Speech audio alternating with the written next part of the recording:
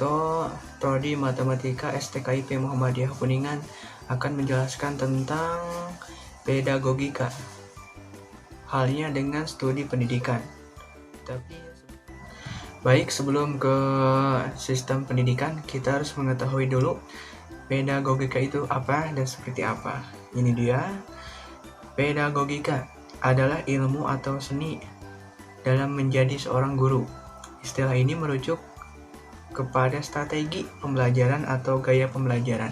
Jadi, pedagogika ini adalah suatu cara atau strategi atau kemampuan bagaimana caranya kita menjadi seorang guru, seperti itu.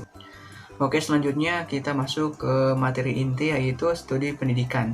Yang kita akan kajikan, yang kita akan paparkan, dan yang kita akan jelaskan yaitu studi pendidikan dalam kajian tujuan pendidikan, batas pendidikan, dan kemungkinan atau keharusan pendidikan.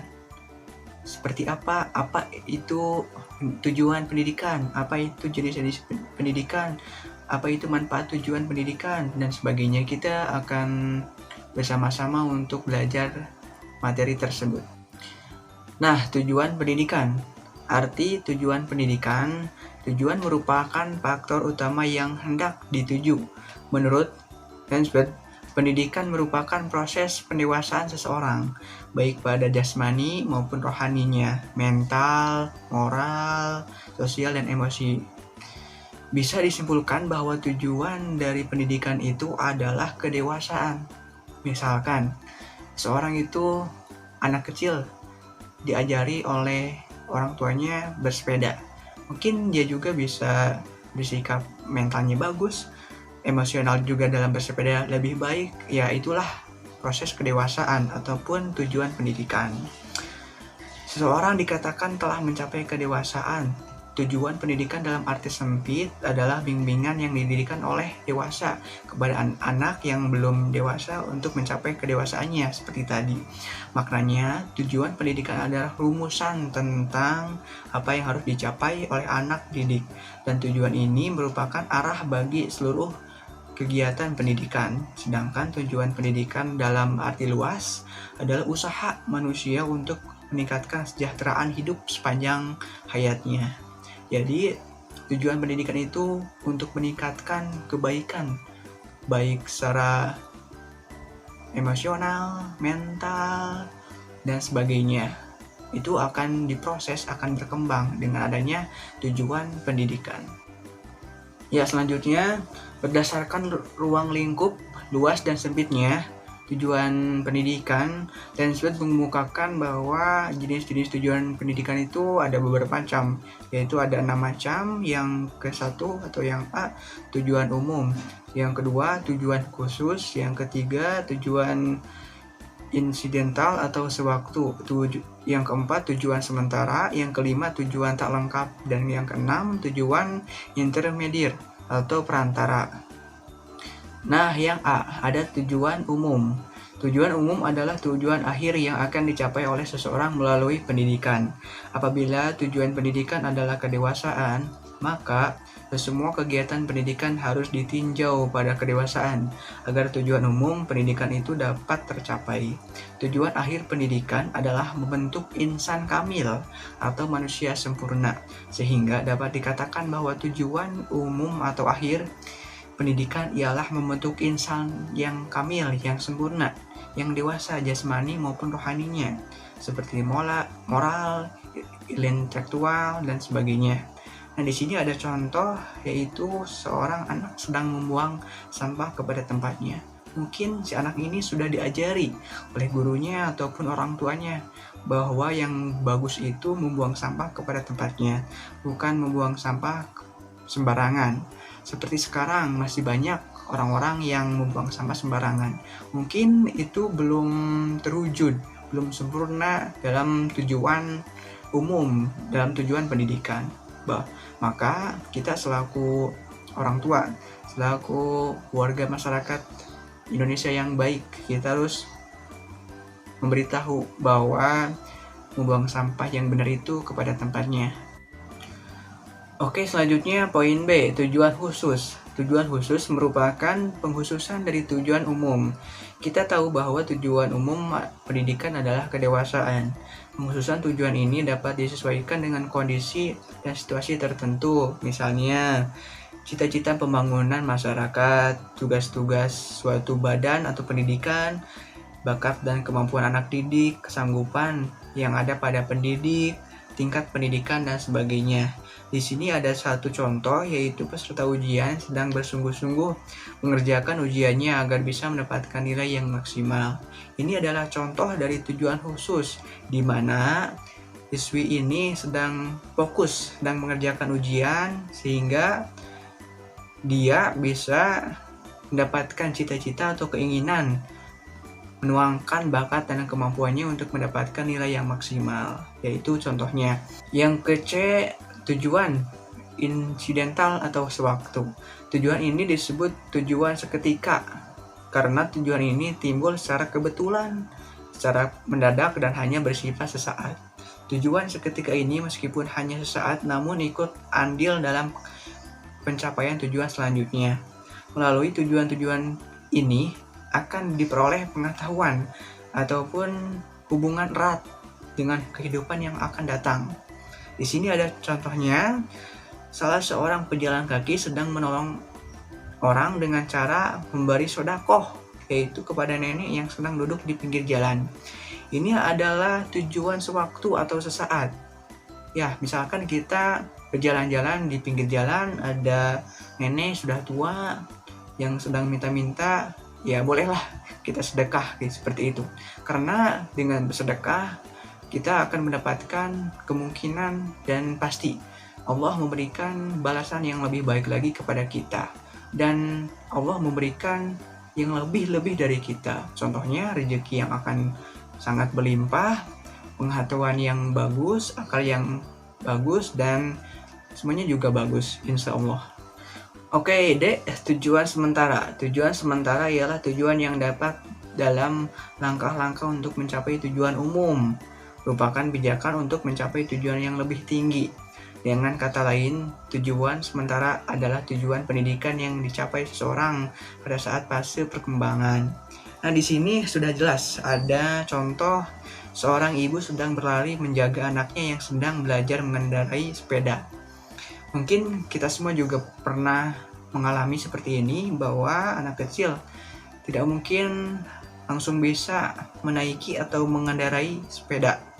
Ya, kita mungkin sekali-kali akan terjatuh dengan belajar, ya wajar saja, itu adalah proses. Maka dengan tujuan sementara ini, anak sedang mengendarai sepeda adalah fase perkembangan. Maka dari itu, ini adalah suatu langkah-langkah untuk mencapai tujuan umum ataupun kedewasaan. Oke, selanjutnya yang ke E, tujuan tak lengkap. Tujuan tak lengkap adalah tujuan yang hanya membahas tentang salah satu aspek pendidikan. Tujuan ini erat hubungannya dengan aspek-aspek pendidikan yang akan membentuk aspek kepribadian manusia. Seperti misalnya aspek-aspek pendidikan yaitu kecerdasan, moral, sosial, keagamaan, dan sebagainya, lebih banyak lagi. Di sini ada satu contoh, yaitu dalam bidang keagamaan. Seorang guru sedang mengajari anak-anaknya membaca kitab Iqra, yaitu adalah suatu peristiwa yang pastinya kita alami pada saat masa kecil selaku umat muslim, yaitu membaca Iqra. Nah, itulah adalah fase perkembangan atau tujuan tak lengkap untuk menciptakan pendidikan kedewasaan yang lebih baik, sehingga moral keagamaan yang ada dalam diri kita itu semakin tinggi, semakin bagus, dan semakin baik. Oke, yang F, tujuan intermediate atau perantara. Tujuan perantara ini merupakan alat atau sarana untuk mencapai tujuan-tujuan yang lain.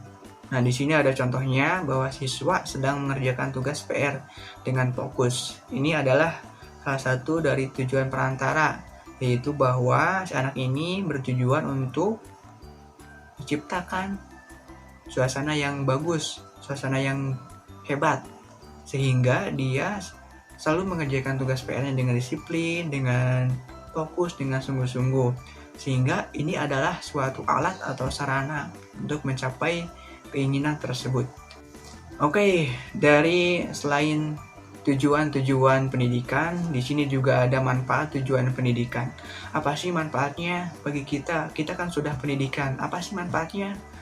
Nah, barangkali di sini ada yang belum termanfaatkan dengan pendidikan ataupun belum merasa seperti itu. Di sini ada manfaat tujuan pendidikan. Yang pertama, sebagai arah pendidikan.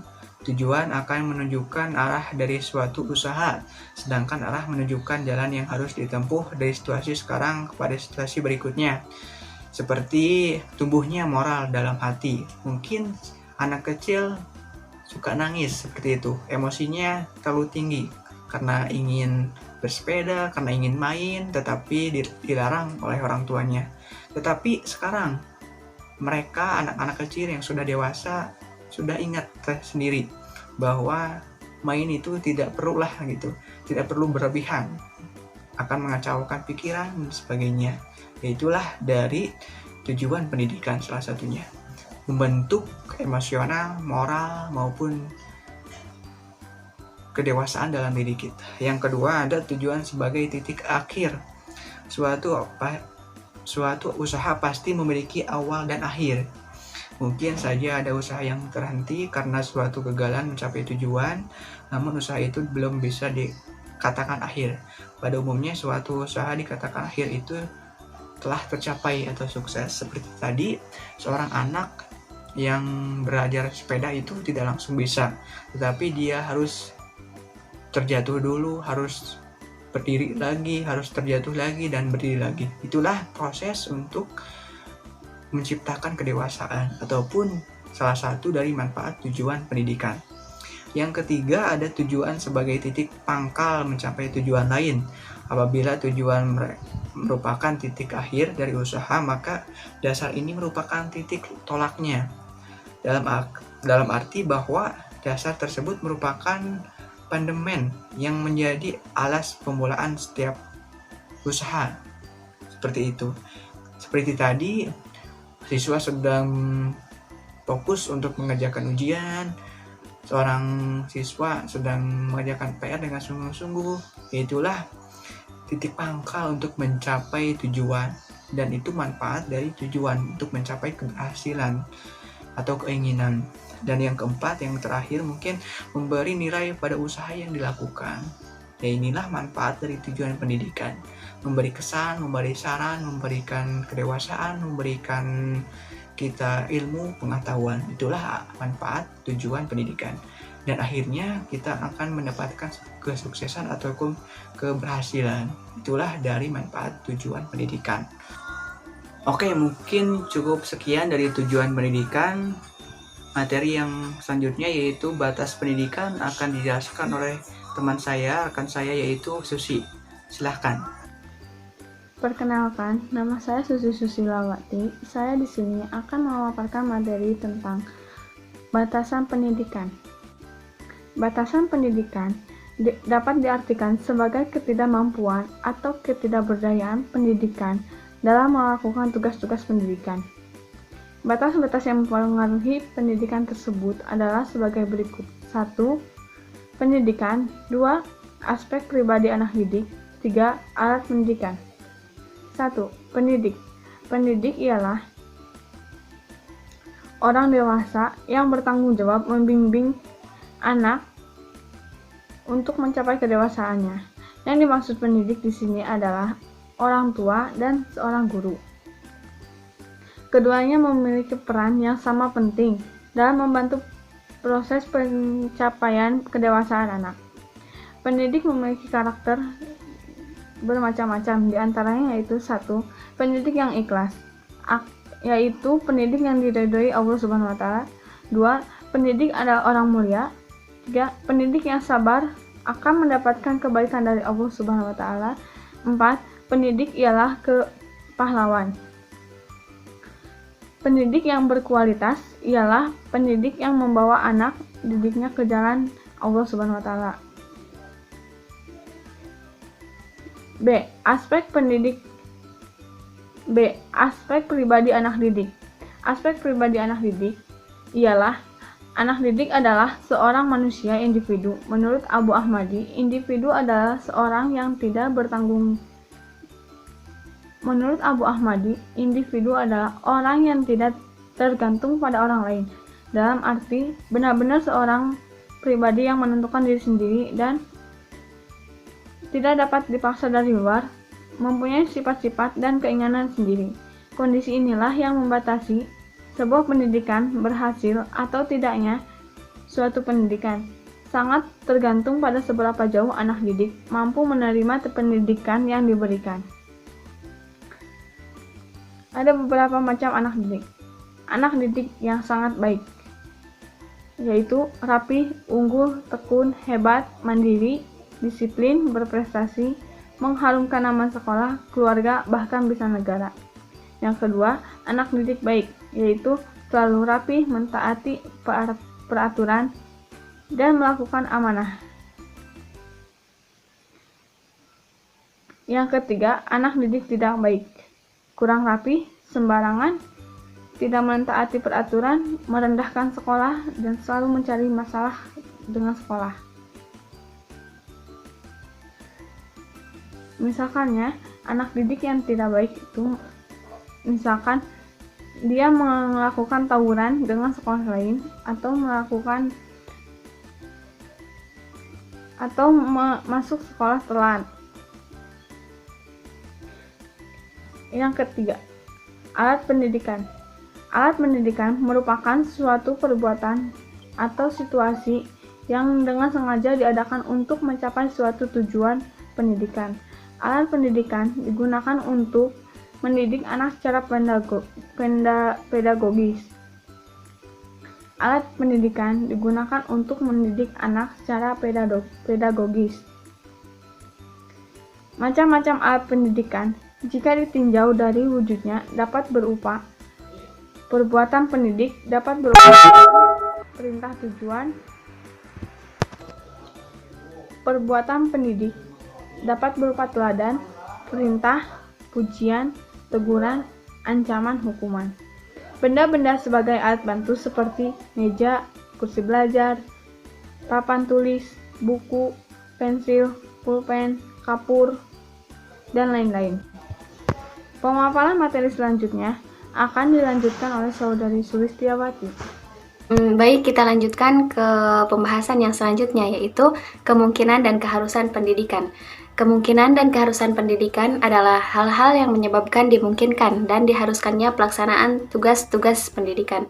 Jadi, pada setiap manusia ada hal-hal yang didapati secara proses alami dan ada juga hal-hal yang didapati secara proses pendidikan.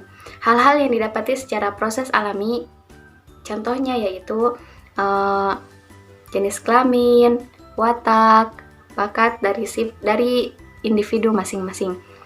Sedangkan hal-hal yang didapati secara proses pendidikan yaitu pembentukan kepribadian, sifat, moral, potensi untuk kemungkinan seseorang dididik dan bahkan menjadikannya harus dididik. Umpamanya, yang pertama itu filsafat. Pakar filsafat menilai manusia sebagai Homo sapiens, makhluk yang memiliki akal, karenanya dia mungkin dan harus dididik agar dapat berkembang ke arah yang lebih diinginkan. Maksud dari dapat berkembang ke arah yang lebih diinginkan itu mungkin agar kita lebih bijaksana dalam memilah-milih segala macam hal. Karena kebijaksanaan manusia hanya dapat dilihat dari cara atau kecakapan yang dilakukan oleh kita dalam menyelesaikan berbagai macam hal. Sosiologi. Pakar sosiologi menganggap manusia sebagai Homo socius, yakni makhluk yang mempunyai keinginan untuk hidup bersama. Karena manusia itu makhluk yang selalu bergantung kepada orang lain. Dengan kebersamaan ini dimungkinkannya terjadi proses transfer nilai-nilai, pengetahuan, dan keterampilan. Karenanya dengan potensi ini manusia dimungkinkan untuk dididik. Dasar kehidupan sosial adalah karena adanya kebutuhan agar kehidupan sosial itu berjalan dengan baik dan langgeng, maka diperlukan adanya nilai-nilai pengetahuan dan keterampilan dalam memenuhi kebutuhan itu sehingga manusia memang harus dididik. Yang ketiga yaitu psikologi.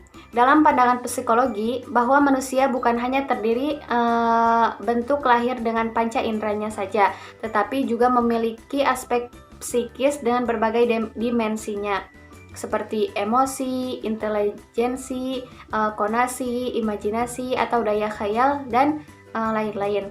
Yang semua itu memungkinkan dan mengharuskan manusia untuk dididik, sehingga dapat berkembang menjadi manusia yang sempurna, bukan hanya aspek fisik, tapi juga aspek psikisnya.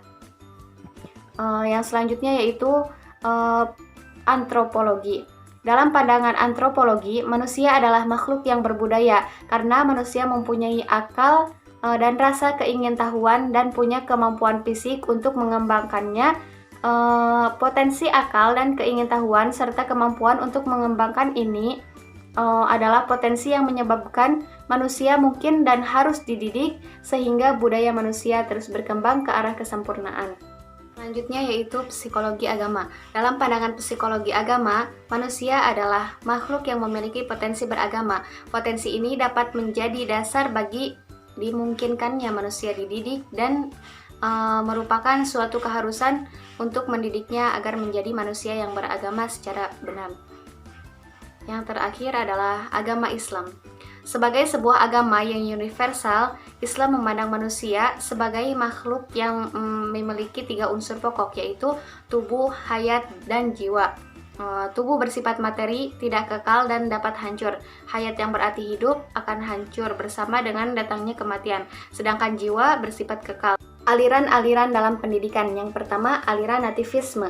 Nativisme adalah suatu doktrin filosofis yang berpengaruh besar terhadap pemikiran psikologis. Pada aliran ini, lingkungan tidak berpengaruh terhadap pendidikan dan perkembangan anak. Akan tetapi, hasil akhir pendidikan akan ditentukan oleh pembawaan yang sudah dibawa sejak lahir. Selanjutnya yaitu aliran naturalisme. Natur artinya alam atau apa yang dibawa sejak lahir. Aliran ini berpendapat bahwa dasarnya semua anak atau manusia adalah baik. Implikasi di bidang pendidikan, aliran naturalisme memandang bahwa sekolah merupakan hal utama yang akan mengemban proses belajar untuk dapat menemukan dan mengembangkan kepribadiannya. Ketiga yaitu aliran empirisme. Kalau dalam nativisme, pembawaan atau keturunan menjadi faktor penentu yang mempengaruhi perkembangan manusia. Maka dalam empirisme, yang mempengaruhi perkembangan manusia adalah lingkungan dan pengalaman pendidikannya. Aliran ini adalah kebalikan dari aliran naturalisme, yang yakni aliran ini hanya mementingkan peranan pengalaman yang diperoleh dari lingkungan, sedangkan kemampuan dasar yang dibawa anak sejak lahir dianggap tidak menentukan. Dalam kehidupan kita sehari-hari, banyak anak yang berhasil karena bakat tersendiri, meskipun lingkungan di sekitarnya tidak mendukung. Keberhasilan ini disebabkan oleh adanya kemampuan yang berupa kecerdasan dan kemauan. Yang terakhir yaitu aliran konvergensi. Konvergensi berusaha untuk mengkompromikan arti penting aspek keturunan pada satu sisi dan aspek lingkungan di sisi yang lain sebagai faktor yang mempengaruhi perkembangan manusia. Aliran ini merupakan gabungan antara empirisme dan aliran nativisme, di mana faktor bakat atau bawaan dan lingkungan memiliki peranan penting dalam perkembangan individu. Lingkungan pembelajaran yang kondusif yang sesuai dapat mendukung keberlangsungan proses pembelajaran.